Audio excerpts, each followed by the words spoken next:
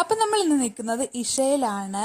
അപ്പോൾ നമ്മൾ ഇഷയിലെ ഉള്ളിലുള്ള അമ്പലത്തിലൊക്കെ കയറി തൊഴുത ശേഷം നമ്മളിതാ ഇവിടെ മഹാദേവന്റെ ഐഡലിലുള്ള ലൈറ്റ് ഷോ കാണാൻ പോവുകയാണ്. അപ്പോൾ 7:30 ഇത് സ്റ്റാർട്ട് ചെയ്യുന്നത്. അപ്പോൾ അതിനു മുമ്പായിട്ട് ദാ ഈ കാണുന്ന പോലത്തെ മഡ്ക ടീ കുടിച്ചു.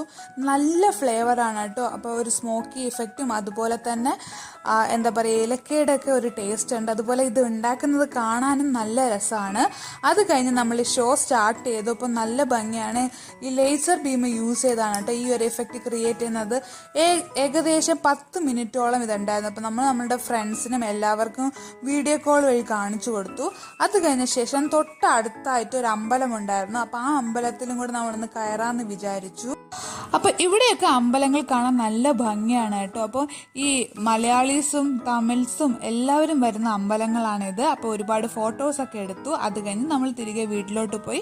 അപ്പോൾ ബാക്കി വിശേഷങ്ങൾ